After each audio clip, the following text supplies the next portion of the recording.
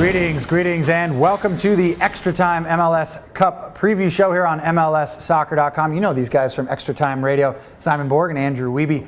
I'm Nick Fershaw, counting down the hours to the 2012 MLS Cup on Saturday. The LA Galaxy and the Houston Dynamo out at the Home Depot Center in Carson, California. 4:30 p.m. Eastern on ESPN and TSN up in Canada with a live chat on MLSsoccer.com. We're headed to LA, second consecutive season. The weather's starting to get a little bit cold in New York City. Warm weather in LA. What's the one thing, Simon, I don't even know if I want to know this, but what's the one thing you packed in your suitcase? You'd be surprised to know, Nick, I pack a box of breadsticks. And why do I do that? Because on the road, you don't find food easily, a healthy option. So the breadsticks, they're not the healthiest, but it's good to have that you can reach in your bag. And I'm not sharing with Andrew, though. Well, clearly not. I won't be carbo loading off of Simon's breadsticks, but I'm going to bring the swimsuit, man. We're wearing the coats out here. It's time to show time to show the West Coast how these. Show what? The paleness. That's about it. There's not a whole lot else to show, but that's my one thing. Terrifying, but nonetheless, LA is going to be fun and a big game out there at the Home Depot Center. A lot of storylines in this one. These two teams were at it last year in 2011. The LA Galaxy won 1-0 with a goal from Landon Donovan. Two teams back, the two teams that maybe we didn't expect to be in the MLS Cup given their playoff seeding, but nonetheless, here they are, the Houston Dynamo and the LA Galaxy, and some storylines here.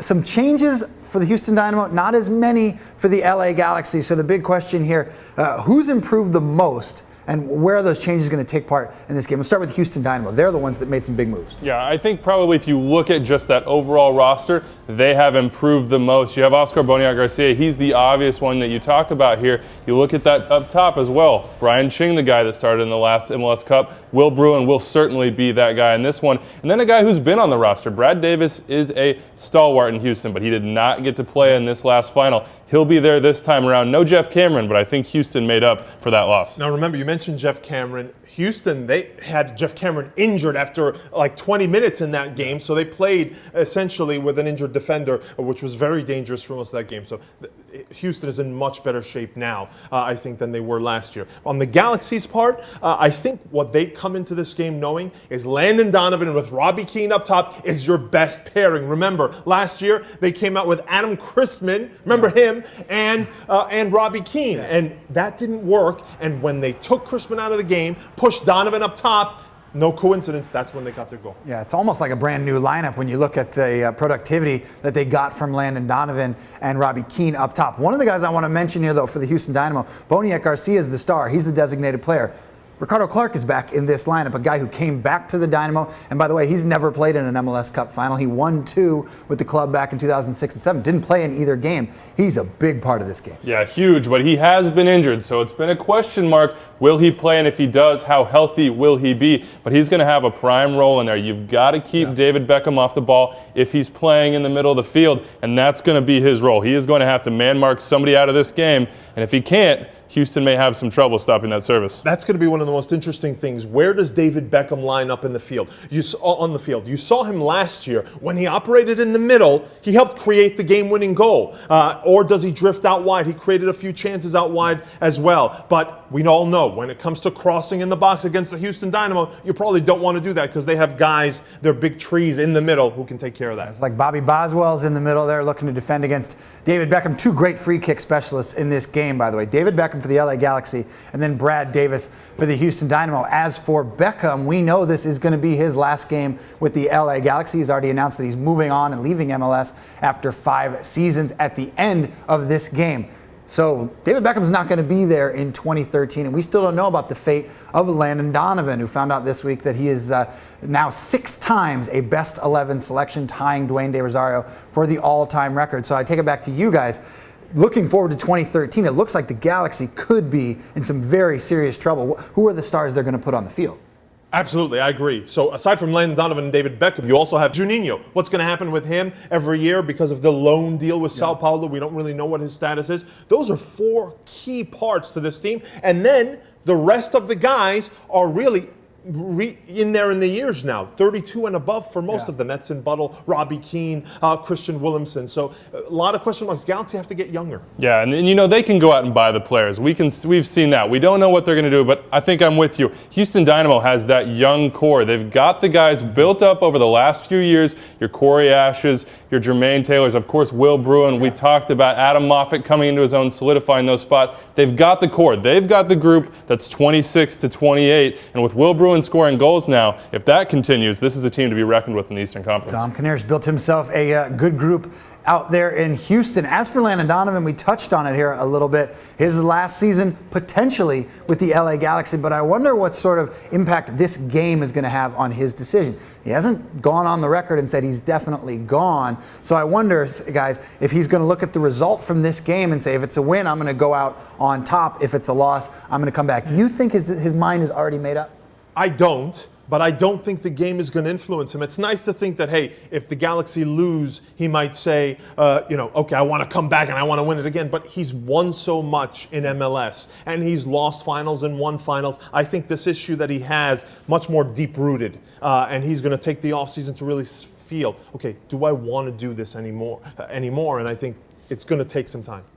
Two of the best coaches in the league in this one, Dominic Kinnear for the Houston Dynamo and Bruce Arena for the LA Galaxy. We certainly can't expect to be inside their heads necessarily for the game, but let's give it a shot. Talk a little bit of strategy. Give me a couple things, Andrew, that Houston have to do in order to win this game. They're the underdog. I think everybody knows that they're the underdog despite playing so well in the postseason up to this point. What are 2 or 3 things that they have to do to get the win? Well, you're right about the underdog. The odds say it at this point. For me, we talked about Ricardo Clark. He and Adam Moffat are going to have to play a very, very, not flawless, but nearly flawless game in possession in the midfield. If they give the ball away to this LA Galaxy side, all of a sudden you've got Landon Donovan running at you full speed. You've got Robbie Keane peeling off and making those runs that, yeah, Bobby Boswell, he'll read those, but can he keep up with the fleet feet of Robbie Keane? That's not quite so sure. Right, but I think the interesting thing about Houston, Andrew, is what formation are they going to come out in? I think the 4-3-3, which turns into a 4-5-1 essentially,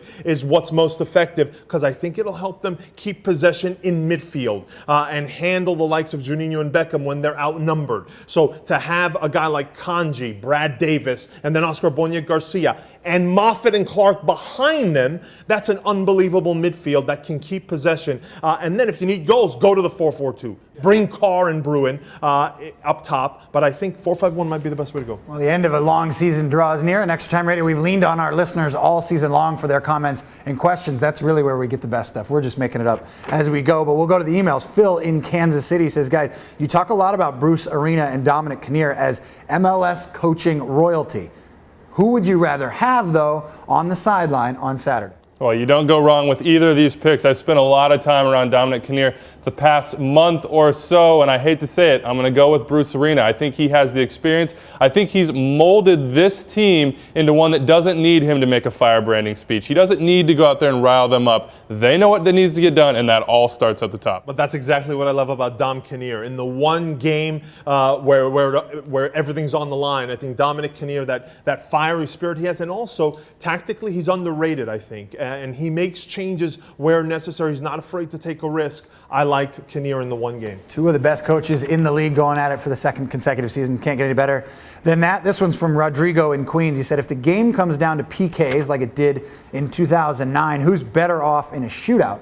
And will Landon Donovan choke again? For those historians, you remember the LA Galaxy lost to Real Salt Lake in the 2009 final up at what was Quest Field in Seattle, and Landon Donovan, uncharacteristically, whether it's the Galaxy or the U.S. national team, missed a decisive PK in that one. Who's better off this time in a shootout? It was uncharacteristic. It won't happen again. If Donovan is offered that opportunity, he'll put it away. But I like Tally Hall as the goalkeeper in the penalty kick shootout, but I like the Galaxy's penalty kick takers. If you go through the names, I like my chances with them than Houston. Yeah, I would agree. I think they're just a little bit more refined. And you got a guy like Robbie Keane, you got a guy like Landon Donovan. You can mark those two down, and when you're following that up with your Mike McGee's, you're in a good place. Yes, you're in a very good place. So if it comes down to a PK, maybe the LA Galaxy have the best advantage. How about Ted in Germany? He says, which team would you rather party with after they win the MLS Cup on Saturday? Remember, the LA Galaxy had a big party last year. We were working, we didn't get to go see it, but they had a big party.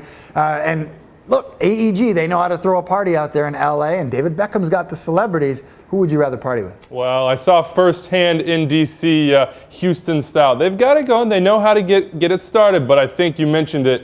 David Beckham, you get past the velvet ropes. You've got the crushing crowds. You're with David. I mean, that's huge. That's huge. But I picture the David Beckham party. Everyone's holding up their cocktail and refined in the glasses with their pinky up. I don't want that. I want a pizza in one hand, a beer in the other, and I want to be casual. And I think that Dynamo are doing that in their hotel room, because I don't think where are they going in LA? Well, David Beckham, he might go back to his English roots. They can handle their business in the pub. So I'm wondering about your diet then. If you're pizza and beer, but you're looking just for won the title. side of breadsticks as well. Last one but not least, Gordy in Minneapolis says, guys, enough of the talk. Who's going to win and what will be the final score? Again, 2012 MLS Cup, 4:30 p.m. Eastern Saturday. Who's going to win? I think Houston is going to push LA to the limit, but I think as it stands, it's going to be 1-1 going in extra time. Robbie Keane, he's going to pounce on one of those chances. 2-1 LA. They celebrate at the Home Depot Center for the second straight year. I think the Galaxy are going to have an easier time getting goals. I say 2-1, 3-1 for LA. I think Houston will have a tougher time trying to break through LA. So there you go. 2 predictions for the LA Galaxy to defend their MLS Cup title out at the Home Depot Center on Saturday, 4:30 p.m. Eastern on ESPN and TSN in Canada with a live chat on MLSsoccer.com. And make sure you stay tuned to MLSsoccer.com for complete coverage of the 2012 MLS Cup. We've got some of your favorite video series from the season looking at this game and the 2011 game, including Anatomy of a Goal and Between the Lines. We've also got an in-depth interview with a former MLS Cup MVP, as well as the interview with Frank Yallop, the reigning MLS Coach of the Year. Give us some insight into this game and much, much more. Log on to MLSsoccer.com. For us, we'll get out of here and go pack our luggage for the trip to LA. For Simon Borg and Andrew Wiebe, I'm Nick Furshaw. Extra Time. We'll see you on Saturday.